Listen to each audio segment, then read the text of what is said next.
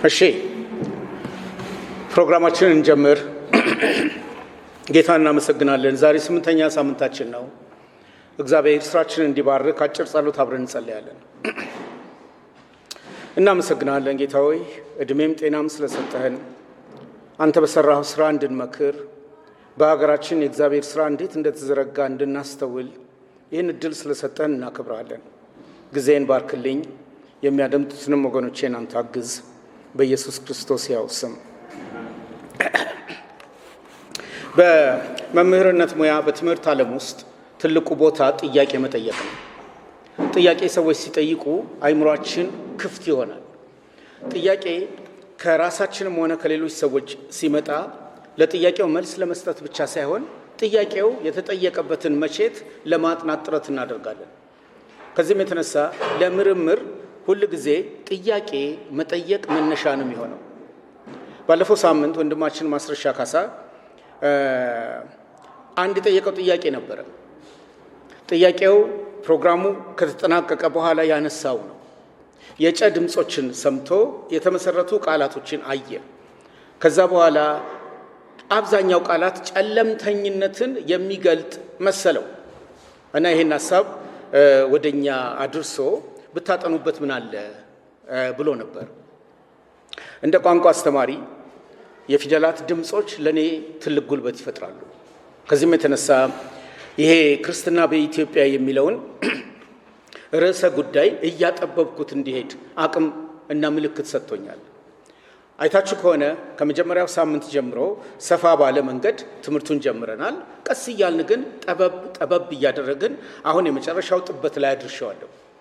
ከዛሬ ጀምሮ ወደ ቀጣዮቹ ፕሮግራም ስንሄድ ክርስትና በኢትዮጵያ በተለይም በ20ኛው ክፍለ ዘመን ላይ ያተኩራለሁ። 20ኛው ክፍለ ዘመን የ20ኛው ክፍለ ዘመን ድርሳናት፣ የ20ኛው ክፍለ ዘመን ጽሑፎች፣ በ20ኛው ክፍለ ዘመን የተጻፉ መጽሐፍት፣ ድርሳናት በአጠቃላይ በኢትዮጵያ ያሳደሩት በጎ አስተዋጽኦ ምንድን ነው በሚለው ላይ ነው ማተኩረው። ይሄን ያደረግኩበት ዋናው ምክንያት ስለ ታሪክ በምናጠናበት ጊዜ በስማ በለው መናገር ብዙ አዋጭ አይደለም። ከትውልድ ወደ ትውልድ የመጣውን ትርክት እንደ መጨረሻ ማጠቃለያ አድርገው መውሰድም አንዳንዴ ላይመች ይችላል። የተጻፉ መጽሐፍትን ግን ከግራም ከቀኝም ደጋፊዎችም የተናገሩትን ተቃዋሚዎችም የተናገሩትን ለጥናት ብለው የጻፉ ሰዎችም የጻፉትን ማንበብ ክርስትና በኢትዮጵያ ውስጥ እንዴት መሰረት እንደጣለ ከምንም በተሻለ መንገድ ያስረዳል። ይህን በሚመለከት እንግዲህ 19ኛውና 20ኛውን ክፍለ ዘመን ነው ለመዳሰስ መሞክር የነበረው። የ200 ዓመት ታሪክ ደግሞ መሸፈን እንደ እውነቱ ከሆነ ከዓመት በላይ ጊዜ ይፈጃል። ስለዚህ አንደኛውን 100 ዓመት ትቼ 20ኛውን ክፍለ ዘመን ከ1901 እስከ 2000 ዓመተ ምህረት ያለውን የድርሳናት ስራዎች በተለይ ክርስትና በኢትዮጵያ በክርስቲያኖች አማካኝነት ወንዶችንም ሴቶችንም ማንንም ሊጨምር ይችላል፣ በእነሱ አማካኝነት የተሰሩትን በጎ አስተዋጽኦች ነው ማመላክተው። በጎ አስተዋጽኦች አወንታዊ ገጽታ ያላቸውን ነው ማነሳው። ይሄ አይነት አካሄዴን ባለፈውም ጊዜ በማነሳቸው ውስጥ ልብ እንዳላችሁ ታውቃለሁ። እነዚህም በጎ እይታ በድርሳናት ውስጥ ስመረምር ነው የጨ ታሪክ የመጣው። ጨ እውነት በጨ የተመሰረቱ ቃላት ሁሉ ጨለምተኝነትን ነው የሚያሳዩት። በአማርኛ ያሉ ቃላት በአጠቃላይ ከጨ ጋር የተገናኙት ክፋትን፣ ሽሽትን፣ ፍርሃትን፣ ሞትን ነው የሚያሳዩት። ይሄን የሚያሳዩ ከሆነ በክርስትና ታሪካችን ውስጥ ይሄ ድምፅ ከየት ነው የመጣው? በዚህ ድምፅስ መሰረታዊ ቃላት ሳይበጁለት የቀሩት ለምንድን ነው? ይህን ለማወቅ ካሉኝ መዝገበ ቃላት የ1951ን ተጠቅሜያለሁ። የ1951 መዝገበ ቃል በእውቁ ባለቅኔና የቃላት መድበልን በትክክል ተረድተው በተረጎሙት ሰው እጅ የተጻፈው መዝገበ ቃል ነው። ከሳቴ ብርሃን ተሰማ ይባላል። ከሳቴ ብርሃን ተሰማ ብዙ ገጾችን የያዘ አማርኛ በአማርኛ የሚተረጉም መጽሐፍ ነው። በዚህ መጽሐፍ 99% በጨ የተሰሩትን ቃላት ሁሉንም ነው የወሰድኩት። 99% ጨ መጀመሪያ ካልሆነ በቀር መሀል ላይ መጥቶ አያውቅም። የጨ ቤተሰቦችም ጭምር የጨ ቤተሰቦች ስንል ጩጪ፣ ጫጨ፣ ጨጮ ማለታችን ነው።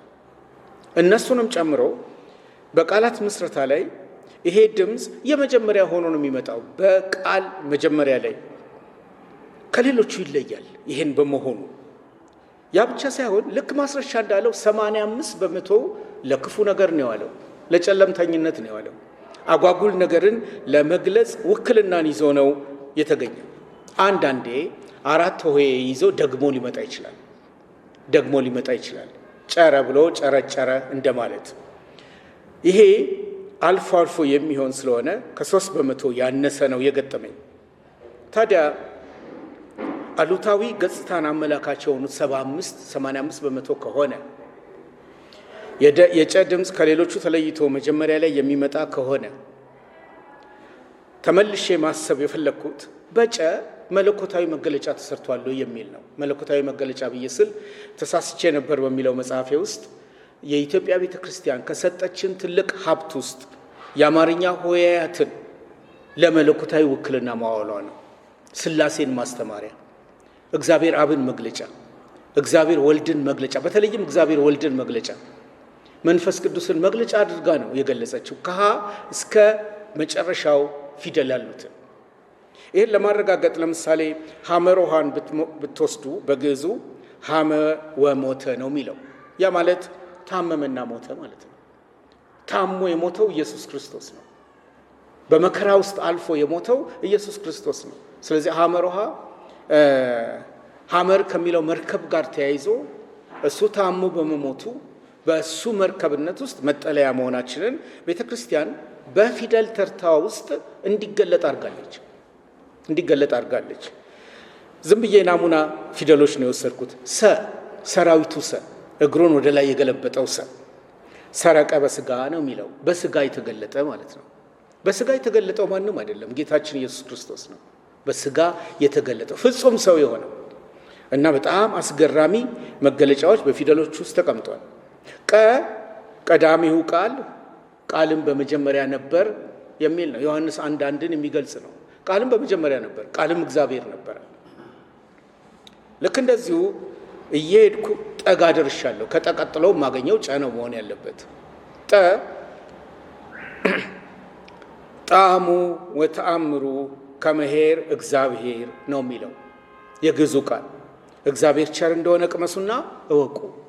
ከዛስ በኋላ ጨ ምን ውክልና ይዘዋል?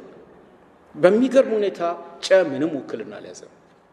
እኔ ልብም አላልኩ። ሁሉም ፊደሎች መሰረታዊ አስተምህሮን ገላጭ እንዲሆኑ ተሰርተው እያለ ለጨ ግን ወግ አላየም። ለየትኛውም ክርስቲያናዊ እሴት እንዲውል አልተደረገም። ይሄ በሌላው መጽሐፍ ላይ በተለይም ህብር ኢትዮጵያ በሚለው ዋነኛ መጽሐፍ ላይ ያገኘሁት ነው። እስቲ ለማንኛውም በጨ የተሰሩትን ቃላት ቅድም ካልኩት ጋር ይገናኝ ከሆነ የተወሰኑትን ልበላላችሁ። ጨለማ፣ ጨለቀ፣ ጨለቅለቅ፣ ጨለጠ፣ ጨለፈ፣ ጭልፋ፣ ጭላዳ፣ ጨሌ፣ ጨመረ፣ ጨመቀ፣ ጨመተ፣ ጨመደደ፣ ጨመገገ፣ ጨመጨመ፣ ጭራሮ፣ ጨረሰ፣ ጨረቃ፣ ጨረታ፣ ጨረገደ፣ ጨቆነ፣ ጨበረ፣ ጨበጠ፣ ጨበጣ፣ ጨበጨበ፣ ጨነቆረ፣ ጭንቀት፣ ጨነበሰ፣ ጨነገፈ፣ ጨንገር፣ ጨከነ፣ ጨው፣ ጨዋ፣ ጨጓራ፣ ጨፈቀ፣ ጨፈጨፈ፣ ጨፌ፣ ጫማ፣ ጫረ፣ ጫንቃ፣ መጫኛ፣ ጮማ፣ ጭጮ፣ ጮራ፣ ጮቤ፣ ጮኸ፣ ጩኸት እያለ ይቀጥላል። ይሄ በከሳቴ ብርሃን የአማርኛ መዝገበ ቃላት የ1951 ከገጽ 1321 እስከ 1343 ባሉት ላይ ነው። በአማርኛ መዝገበ ቃላት በጨ በርካታ ቃላት አልተሰራም። ጨ ውክልና በተሰጠው ክርስቲያናዊ እሴቶች ላይ መገለጫ ሊሆን አልቻለም። ጨ በመነሻ ላይ ብቻ የተሰራ ሆኖ ራሱን ገልጿል። ይሄ እንደገና ለምን ብለን እንድንጠይቅ ያደርጋል። እንደገና ጥናታችን እንድናሳድግ ያስገድደናል። የማስረሻን ጥያቄ ከመለስኩ በኋላ ነው ማስረሻ የገባው። በኋላ ሪከርዱን ይሰማል። ወደ መደበኛ ትምህርቴ ልሂድ። የስምንተኛውን ሳምንት ርዕሰ ጉዳይ ከሳምንቱ ጋር ነው ማገናኘው። ከሰባተኛው ሳምንት ጋር አገናኝቼ ወደ ስምንተኛውንም ሄደው። በሰባተኛው ሳምንት ላይ ክርስትና በኢትዮጵያ የደረጃ የትምህርት ስርዓትን ነው ፈጥሮልን ያለው። ፈጥሮልን የሄደው የሚባል ነገር የለውም። ፈጥሮልን ያለው እያደረጀ ያለው የትምህርት አሰጣጣችን የደረጀ እንዲሆን ነው ያደረገው። ለምን እንደዛ ሆኖ መጣ? ምላሻችን ግልጽ ነው። ተያያዥ ስሪት ባለው ሁኔታ ነው ክርስትና ቀጣይነት ያገኘው። ክርስትና ራሱን ሲያሳድግ በአይሁድ ለም አፈር ላይ ነው የበቀለው። በብሉይ ኪዳን ታሪክ ላይ፣ በብሉይ ኪዳን መጽሐፍት ላይ፣ በብሉይ ኪዳን የትምህርት አሰጣጥ ላይ መሰረት አድርጎ ነው ወደ አዲስ ኪዳን የተሻገረው። የብሉይ ኪዳን ሰዎች ወይም ሕዝበ እስራኤል የመጽሐፉ ሰዎች ይባሉ ነበር ብለናል። ይሄ የመጽሐፉ ሰዎች ክርስትናም እየፋፋ ሲሄድ ክርስቲያኖችም ይዘውት ስለቀጠሉ እነሱም የመጽሐፉ ሰዎች ነው የሚባሉት። በተለይም በሙስሊም ማህበረሰብ ዘንድ የመጽሐፉ ሰዎች ተብለው የሚጠሩት አይሁዳውያንና ክርስቲያኖች ብቻ ናቸው። ለምን እንደዛ ተባሉ? መጽሐፍት መለያቸው ስለሆነ ነው። ከመጽሐፍቱ ተነስተው የትምህርት ስርዓታቸውን ስላደረጁ ነው። እና በኢትዮጵያ ስርዓተ ትምህርት ውስጥ እንግዲህ እያደገ ዘመናዊ እየመሰለ የቀጠለው አካሄድ ከንባብ ቤት መጀመሩን አንስቻለሁ። በንባብ ቤት ውስጥ ፊደል መለየት እንደተጠበቀ ሆኖ፣ መልእክተ ዮሐንስ እንደተጠበቀ ሆኖ፣ የዳዊት መድገም እንደተጠበቀ ሆኖ ቀጥሏል። በዳዊት ውስጥ ብዙ ህፃናት ወይም በልጅነት ዕድሜ ላይ ያሉት እንደ መዝሙር 109 የመሰሉትን እርግማን ተኮር የሆኑትን እያጠኑ አድገዋል። ስለዚህ እርግማናዊ እንደ መዝሙር 35ም ጭምር እርግማናዊ የሆኑ ሀሳቦችን በኃጢአት የወደቀው ሰው ይመኘዋል፣ ይፈልገዋል። በኃጢአት የወደቁ ሰዎች መንገዳቸውን ዳጥ አድርገው በጨለማ ውስጥ ይመላለሱ፣ በከንቱ እሱ ያጥፋቸው፣ ወጥመዳቸውን ያብጅላቸው እያሉ የመናገርን አቅም ያገኛሉ። በክርስቶስ ልብ ውስጥ ሆነው ነገሮችን የማየት አቅም ስለሌላቸው። በዛው በንባብ ቤት ውስጥ ግን በተለይም መልእክተ ዮሐንስን የሚያጠኑ በግዕዙም የሚረዱ ሰዎች ከክርስቶስ ጋር እንዲገናኙ ምክንያት ይሆናቸዋል። እና በታሪክ መጽሐፍት ውስጥ ይህን ስንፈትሽ በመልእክተ ዮሐንስ የግዕዙን በማጥናት የእግዚአብሔር ብርሃን የበራላቸው ጉምቱ ኢትዮጵያውያኖችን አግኝቻለሁ። ድርሳናትን እየፈተሽን ስለሆነ የምናጠናው እነማን ናቸው? በመልእክተ ዮሐንስ በግዕዙ ድርሳን በግዕዙ መልእክት ወንጌላዊ ዮሐንስ በጻፈው የእግዚአብሔር ብርሃን ይበራላቸው። ዝግጅታችን ሁኔታውን ከፈቀደልን እነከሌ ብዬ ማንሳት አይቀርም። አንደኛው ሰው ግን ባለፈው ያነሷቸው ሐዲስ ዓለማየሁን ይይዛል። ከንባብ ቤት ወደ ዜማ ቤት ያለው ሽግግር ላይ በዜማ ቤት ውስጥ በተለየም በአምስተኛው በስድስተኛው ክፍለ ዘመን በኢትዮጵያ መካከል የተገኘው ያሬድ ቅዱስ ያሬድ ብለን የምንጠራው የዜማ ምልክቶችን ሰርቶልን የዜማ ምልክቶቹ ትርጓሜዎች አሁንም በክርስትና መሰረት እንዲጥሉ መደረጋቸው ቸል የምንለው ነገር አይደለም። ቅዱስ ያሬድ 8 የዜማ ምልክቶችን አምጥቷል። ኋላ ላይ ከመጡት ከነ ቤተፎን ከነ ሞዛርት የተሻለውን የዜማ ስልት ያደረጀልን የኛ የኢትዮጵያው ያሬድ ነው። ሲያደረጅ ግን ለምሳሌ ድፋት ብሎ እንደ በቅርጽ ያስቀመጠው ምልክት ኢየሱስ ክርስቶስ ባህሪውን ዝቅ አድርጎ ከሰማያት ወርዶ ሰው መሆኑን የሚገልጥ ነው። መውረድ የሚያሳይ ይሄ መለኮታዊ መገለጫ ሆኖ በዜማ ስልታችን ውስጥ ለብዙ ሺህ ዓመት መቀጠሉ ለኛ ትልቅ መሰረት እንጣለልን። እንደ ሂደት ብለን የምንጠራው የሚጓዝ አይነት ምልክት በራሱ ጌታችን ኢየሱስ ክርስቶስ ሰው ሆኖ በዚህ ዓለም በባህርና በየብስ እየተመላለሰ ማስተማሩን ይገልጻል ነው ያለው። መመላለስ ብቻ አይደለም። ኢየሱስ ክርስቶስ በማርቆስ ወንጌል ላይ የመጣሁት ላስተምር ነው ያለው እና ያንን ገላጭ የሆነውን በዜማው ውስጥ ነው የወከለው። በዜማው ውስጥ የወከለው ደግሞ በባህርም በየብስም እየተመላለሰ ያስተማረበትን ታሪክ ነው ምልክቱ የሚገልጽልን። ይዘት ነጥብ ነው። ይዘት ብለን የምንለው ነጥብ ብለንም እንጠራዋለን። ያ ነጥብ ኢየሱስ ክርስቶስ ከጽድቅ በቀር አንዲት የበደል ነጥብ የሌለበት ኢየሱስ ክርስቶስ እሱ ንጹህ መሆኑን ማረጋገጫ ነው የሚለን። ከዚህ የበለጠ ትልቅ ነገር የለም። ኢየሱስ ክርስቶስ ንጹህ በመሆኑ ቤዛ ሆኖልናል። አሁን ሰሞኑን አቡነ ገብርኤል በተናገሩት በዛይታ ዓለም ማርያም ልትባል አይገባትም ባሉት ላይ ውዝግብ ተፈጥሯል። እንደ እውነቱ ከሆነ ወደ እግዚአብሔር ቃልና ወደ እግዚአብሔር ሐሳብ ከመምጣት ባሻገር የኢትዮጵያ ኦርቶዶክስ ቅዱስ ያሬድ ምን አስተምሮ ነበር ብላ እንደገና 1000 ዓመት መመለስ ነበረባት። በዛ ውስጥ ያለ ኢየሱስ ክርስቶስ ሌላ መድኃኒት እንደሌለ ራሱ ያሬድ በነቁጥ ምልክት ውስጥ አስቀምጦታል። 8 ምልክቶችን ሰርቶ ሌላ 2ኛ ምልክቶችን እንደገና ደቀ መዛሙርቱ ጨምረው 10 ነው ያደረሱት። አትርሱ፣ 10ሩም ክርስቶስ መራሾች ናቸው። 10ሩም ጌታችን ኢየሱስ ክርስቶስን በተለያየ መንገድ የገለጡ የአዲስ ኪዳን መልእክቶች ናቸው። ክርስትና በ6ኛው ክፍለ ዘመን በዚህ አይነት መንገድ ነበር። አሁን ያለውን ይዞታ በ20ኛው ክፍለ ዘመን ደግሞ በበጎ ጎኑ እናነሳበት እናያለን። ይሄንን ተማሪዎች የሚተዋወቁት መቼ ነው? በዜማ ትምህርት ቤት ውስጥ ገብተው ከንባብ ቤት ወደ ዜማ ትምህርት ቤት ውስጥ ሲሻገሩ፣ ከዛስ በኋላ ይሄ ሽግግር ወደ ቅኔ ትምህርት ቤት ነው የሚወስደው። የቅኔ ትምህርት ቤት አንዳንድ ጊዜ የተረዳነው መረዳት በጣም ጥብብ ያለ ስለሆነ እይታችንም ከኛ ጋር ካልሆኑት ሰዎች ጋር ያለን የተዛነፈ ስለሆነ በቅኔ ትምህርት ቤት ውስጥ ያለፉ ሰዎች ያላቸውን አቅምና ጉልበት ግምት ውስጥ አንከትም። በተለይም ወንጌላውያን ቤተክርስቲያናት ግን በትምህርት አደረጃጀት ውስጥ የቅኔ ቤትን የተሻገረ ሰው አቅሙ በጣም አስደናቂ እንደሆነ ባለፈው ሳምንት የቅኔ ዝርዝሬ ውስጥ አስቀምጬላችኋለሁ። በቅኔ ዝርዝር ውስጥ እዛ ላይ ያደረኳቸውን ልብ እንዳላችሁት አስታውሳለሁ። ቪዲዮን ተመልሳችሁ የ7ኛውን ክፍል ብታዩ ጥሩ ነው። እስከዚህ ድረስ እንሄድ ነው። ሌላ መረጃ አነሳለሁ በሚል የጥያቄ ድል ሰጥቼ ጊዜው ተጠናቋል።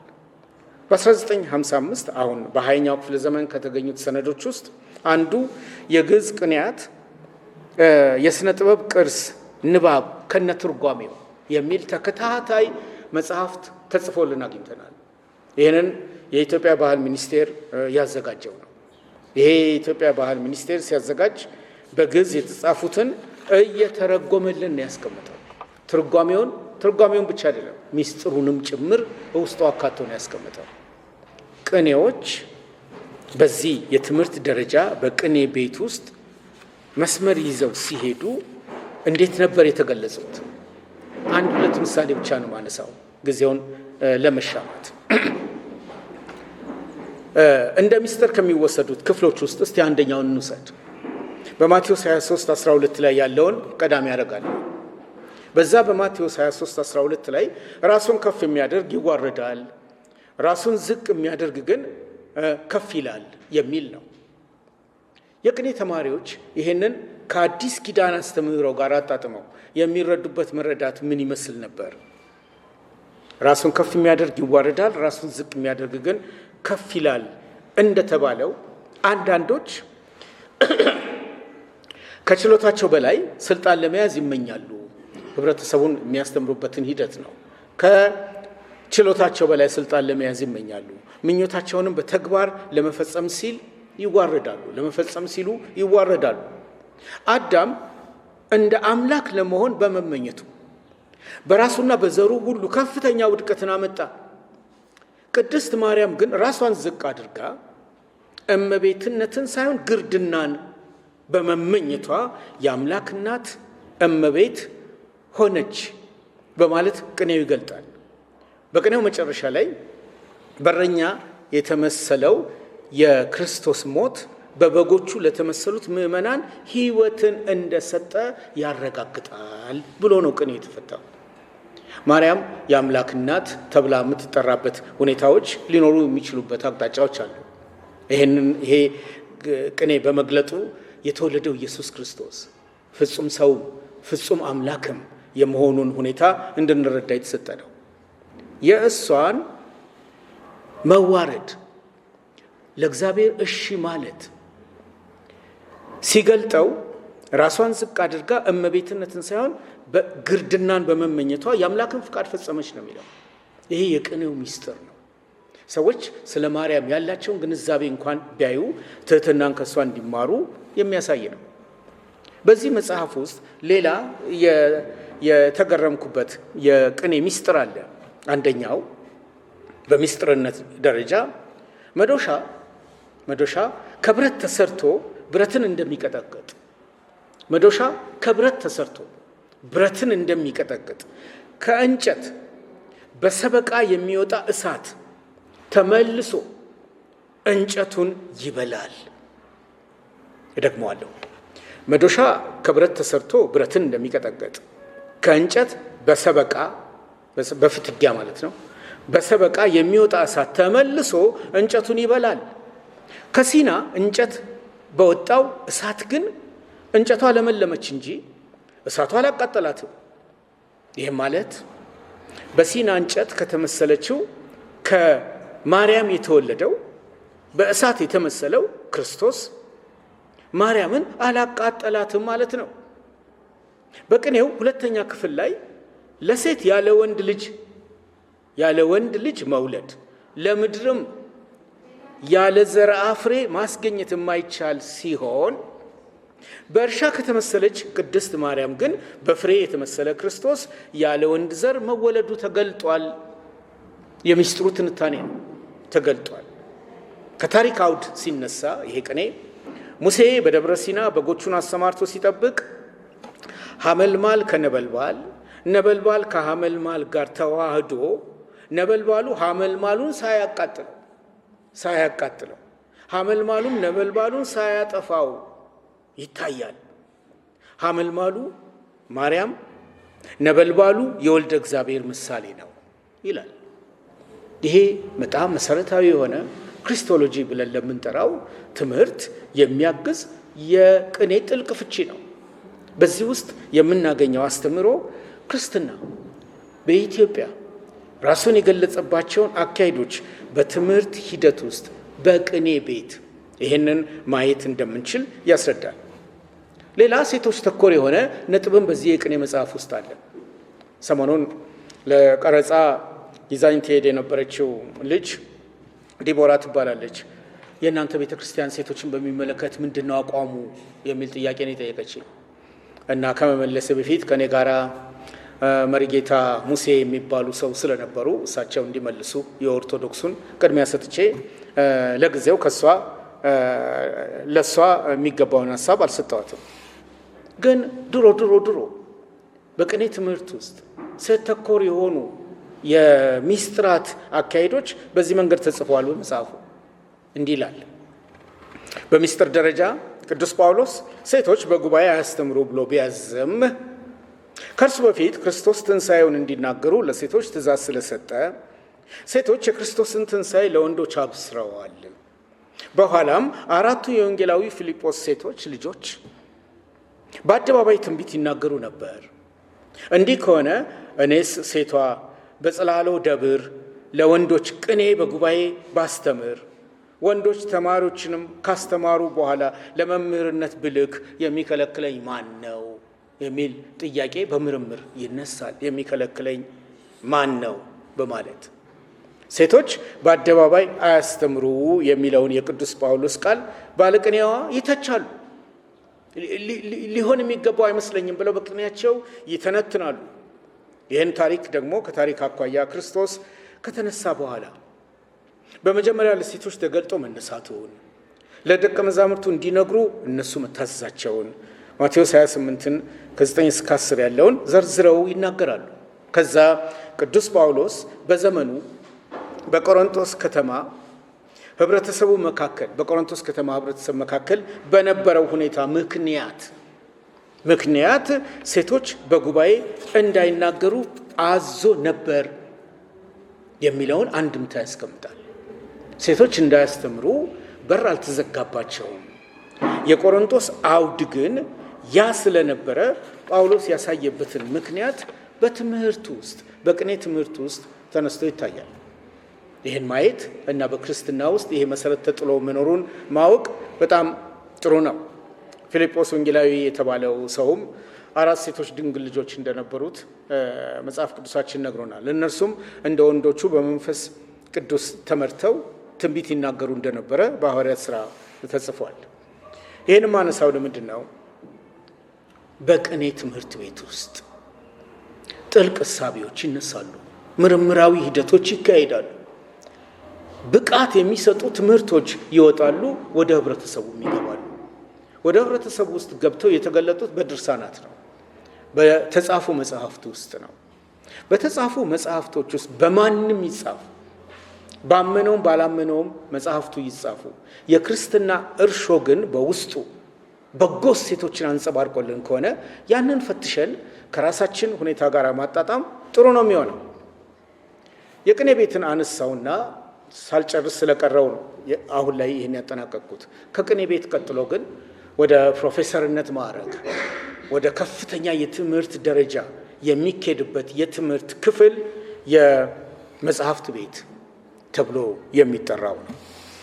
ትምህርቱ በቅኔ ቤት ብቻ አይቆምም። ወደ መጽሐፍት ቤት ነው የሚሸጋገረው። ወደ ድርሳናት ነው የሚሸጋገረው። ወደ ድርሳናት ነው የሚሸጋገረው። ወደ ተጻፉ ሰነዶች ነው የሚሸጋገረው። ወደ ተጻፉ ሰነዶች ሲሸጋገር እነዚህ በትምህርቱ ውስጥ ያሉ የተጻፉ ሰነዶች እነማን ናቸው?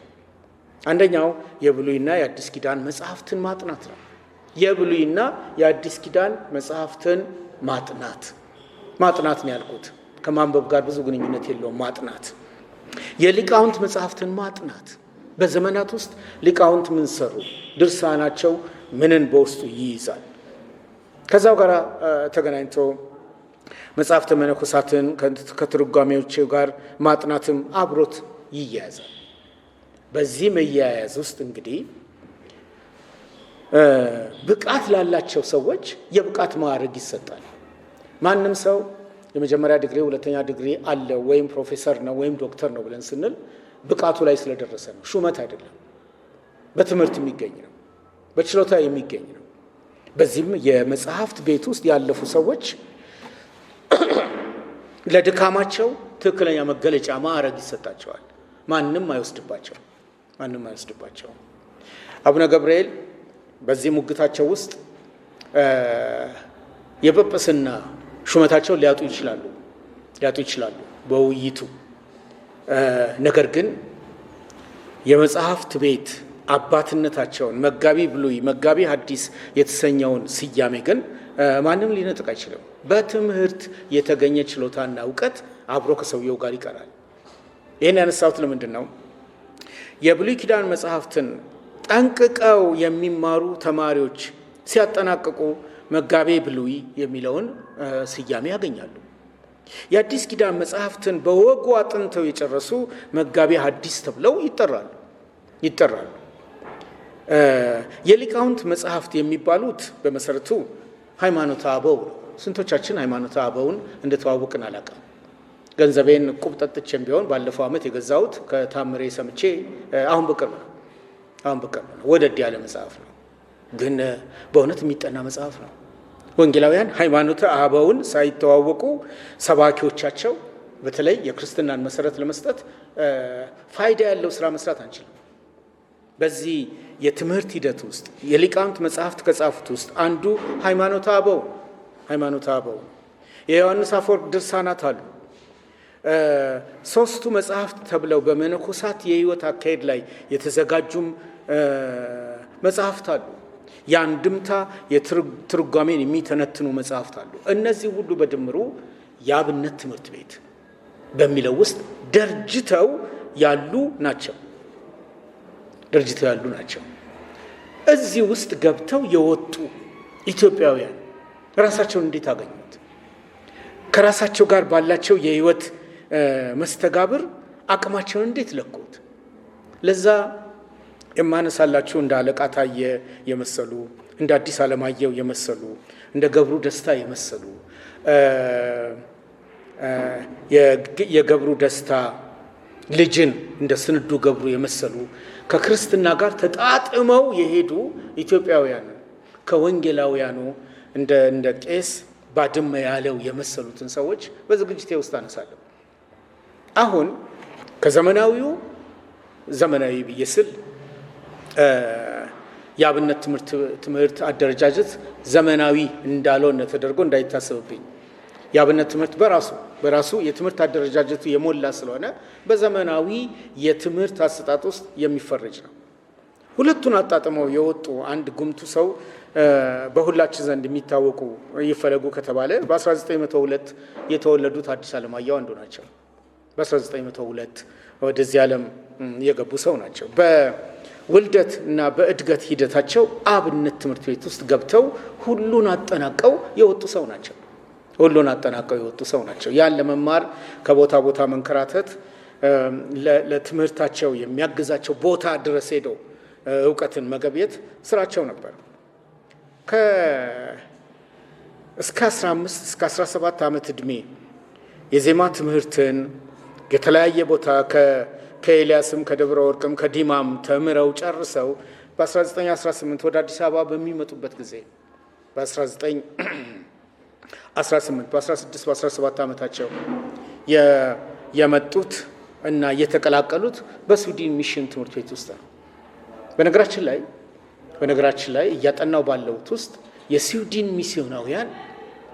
ሚስዮናውያን በተለይም በሰሜን ኢትዮጵያ ላለው አገልግሎት ትልቅ መሰረት ጥለው ያለፉ ናቸው። በተለያዩ ቦታዎች ላይ ትላልቅ ኢትዮጵያውያኖችን ቀርጸው ለወግ ማዕረግ ያበቁ የስዊድን ሚስዮናዊ ወንዶችና ሴቶች አሉ። አንደኛው ሰው እኚህ አዲስ አለማየሁ ናቸው። አዲስ አለማየሁ በስዊዲሽ ሚሽን በፕሮቴስታንት ትምህርት ቤት ውስጥ ነው የተማሩት። ይሄ በአብነት ትምህርት ቤትና በስዊዲሽ ሚሽን ትምህርት ቤት ውስጥ የተማሩትን ትምህርታቸውን መሰረት አድርገው ነው የጻፏቸውን መጽሐፍቶች ሁሉ የቀረጹት። ይሄን መሰረት አድርገው ነው መንግስትን ሊተች የሚችል መጽሐፍ የጻፉት። የመንግስት አስተዳደርን በሚመለከት የትምህርት ቤት አደረጃጀት መቀየር መስተካከል አለበት ብለው በ1948 የጻፉት ይሄ የክርስትና መሰረት በሳቸው ህይወት ውስጥ መሰረቱን ጥሎ ነው። ጭራሽ በልብ ወለድ ታሪካቸው ውስጥ የተለያዩ ገጸ ባህሪያትንም ቢፈጥሩ ቀድሜ እንዳነሳውላችሁ ካሳ ዳምጤን የመሰለ ሰው ፈጥረዋል። ካሳ ዳምጤ በተወሰነ ደረጃ ክርስትናን በወጉ የክርስትናን ስነ ምግባርም በትክክል አቅም የገለጠ ገጸ ባህሪ ነው። እሱን እናንተ በራሳችሁ ጊዜ ውስጥ ልታዩ ትችላላችሁ። ክርስትና በሴትና በወንድ እኩልነት ያምናል። ክርስትና በፍቅር ላይ የተመሰረተ ጋብቻ ነው የሚደግፈው። ክርስትና በጽድቅና በፍትሃዊ አስተዳደር ያምናል። ክርስትና የመንግስት መኖር ህዝብን በአግባቡ እንዲያስተዳድር መሆኑን ያምናል። ክርስትና ባሪያ ጨዋ ሳይል ሁሉንም በክርስቶስ ፍቅር በኩል ያስተናግዳል። ይሄ በጉዱ ካሳ ነው የተገለጠው። ሲገለጥም የመድኃኔዓለምን ሐሳብ የክርስቶስን ሐሳብ በዚህ ገጸ ባህሪ አማካኝነት እየተገለጠ መሄዱን ልብ ማለት ጥሩ ነው። ለምንድን ነው አዲስ አለማየሁ ይህንን የልብ ወለድ ቴክኒክን የተጠቀሙት? ብልህ ሰው ስለሆኑ በቅኔ ለማን እና መቼ እንዴት መተላለፍ ይገባዋል የሚለውን ያወቁ ቀዳሚ ሰው ስለሆኑ ነው ብዬ ነው ምለው። የዚህ ሰው አሁን ካልኩት አኳያ ምን ያህል አብሮ እንደሄደ ለማሳየት ሰውየው በሁለት እጁ ከማይነሳ ከባድ የጌታ ዘር ተገኘ የሚል ትርክት ነው በመጽሐፉ ላይ የምናገኘው እና የዘር ከባድ በሁለት እጅ የማይነሳ ቤተሰብ በደም ከፍ ያለ እንደሌለ እሱ ራሱን ምሳሌ አድርጎ ይናገራል። የሐዲስ መጽሐፍትን ከማጥናቱ የተነሳ ልማድና ወግ መስተካከል እንዳለበት ከገለጸባቸው መንገድ ውስጥ አንዱ ባህልን የተረጎመበት አተረጓጎሙ ነው። ባህል ማህበረሰብ የተመሰረተው ስሪቱ፣ ልማዱ፣ ደንቡ፣ ወጉ፣ ሕጉ የማይረባ መሆኑን እየገለጠ አሮጌው ስርዓት በእግዚአብሔር ቃል ላይ ያልተመሰረተ ሊሻር የሚገባው እንደሆነ በንግግሩ እየገለጸ ከህብረተሰቡ ጋር ተጣልቷል። ሰው በራሱ ለፈጠረው፣ ሰው በራሱ ላደራጀው ማህበረሰብ ስሪት ባሪያ ሆኖ ተገዢ ሊሆን አይገባውም ነው የሚለው። አይገባውም። ሊስተካከል ለተገባው ግንዛቤ ሁሉ ማረም ግድ ነው ነው የሚለው በገጽ 122 ገለጻው ላይ። ስለዚህ ከገዢዎች ጋር ተሟግቷል። ከራሱ ከጎኑ ካሉት ሰዎች ጋር ተጋጭቷል። ለማንኛውም ይናገር የነበረው እውነት ነበር። ክርስትና ባሪያንና ጨዋ አይልም ብዬ ስል ኢትዮጵያውያን ክርስትና እያቆጠቆጠ ባለበት ሂደት ውስጥ ባሪያ ደግሞ እንፈነግል ነበር። ባሪያን ቸበችም ነበር። ባሪያን እንሸጥ ነበረ። ቋንጃውንም እየበጠስን ለራሳችን ፍጆታ እናውለዋለን፣ ለቤታችን እንደገና ወደ ዳር ሀገርም እንሸኛለን። ይሄ በታሪካችን ውስጥ ያለ ነው። በድርሳናት ውስጥ እንደና አናሲሞስ ነሲብን የመሰሉ ሰዎችን በሌላ ጊዜ ሁኔታው ሲመች ማንሳት አይቀርም። በቅጽል ስሟ አፈረ ጠላቱ የምትባለዋን ሴት ባሪያ ነው ይዘውለት የመጡት። አፈረ ጠላቱ የእሷ መጠሪያ ነው። አፈረ ጠላቱ ተብላ ስትጠራ ምን ብላ መልስ እንደምትሰጥ እናንተ ራሳችሁ በቤተክርስቲያን ታሪክ ክፍል 2 መጽሐፍ ላይ ላፈረ ጠላቱ ምላሹን እዛ ጋር ጽፌያለሁ። ሁሌ አፈረ ጠላቱ እየተባለች የምትጠራዋን እንደ ዕቃ የተቆጠረችውን ስም የወጣላትን የራሷን ስም ጥላ ስም የወጣላትን ለሱ ሲሰጡት እሱም እንደ ዕቃ እንዲቆጥራት ነበረ። ነገር ግን ያደረገው እሷን ማግባት ነው። እሷን ማግባት ነው። አግብቶ አልቀረም። ስሟ አፈረ ጠላቱን ቀይሮ እንቆጳጽዮን ብሎ መሰየም ነው። እንቆጳጽዮን ከማዕድን አይነቶች ሁሉ ከፍታ ላይ ያለ ነው። ሰለሞን ሽፈራው ሊያውቀው ይችላል። ይህን ስም ነው የወሰደችው። ይህን ስም ነው የሰጣት እና በህብረተሰቡ ውስጥ ከእሷ ነው ልጆች ወልዶ ኑሮን ያስተናገደው። የክርስትና አስተዋጽኦ ነው፣ ሌላ ያመጣው አይደለም። የኢየሱስ ክርስቶስ ትምህርትና የሐዲስ መጋቢ ከመሆኑ የተነሳ በህይወቱ ያገኘው ነው። የሐዲስና የብሉይ አስተማሪ የነበሩት ግን ራሳቸው አዲስ ናቸው። ራሳቸው አዲስ ናቸው። አራት አይና በሚለው ውስጥ የተፈረጁት ራሳቸው ናቸው። ራሳቸውን ግን በጽሁፋቸው ውስጥ ውክልና እንዲወስድ አድርገው ገልጸዋል። ወደ ስዊዲሽ ሚሽን እኚህን ሰው ያደረሳቸው ግን ማን ነው? በ16 በ17 ዓመታቸው ለመጀመሪያ ጊዜ አዲስ አበባን ሲረግጡ የሄዱት ሰው ቤት ነው። የሄዱበት ቤት ደግሞ የቄስ ባድመ ያለው ቤት ነው። ባድመ ያለው ቤት ደርሰው ነው የጎጃም ሰው ስለሆኑ ሁለቱም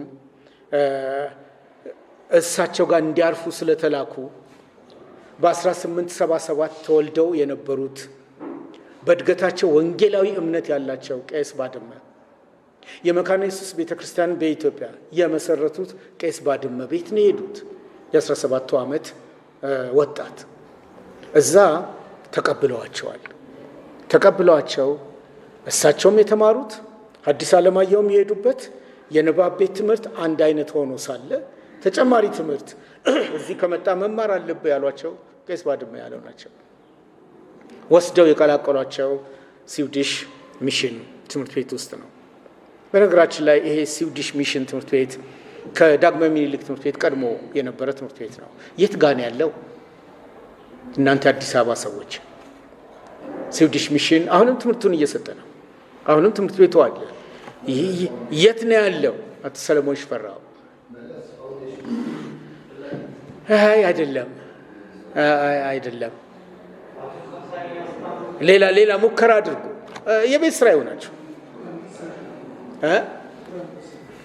ጥቁር አንበሳ ስም ጥሩ ነው። የህፃናት ማከሚያው ማዕከል ስዊዲሽ የህፃናት የሕክምና ማዕከል ተብሎ ስለሚጠራ እና ስዊዲሾች ለዛም የልጆች ሕክምና ማዕከል መመስረት ምክንያት ናቸው። ግን ይሄ ዘመናዊው ትምህርት የሚሰጥበት ቦታ እሱ አይደለም። ለጥናታችሁ ይሁን። ብዙዎቻችሁ ዳሳችሁ ታይታችሁትም እንደነበር አውቃለሁ።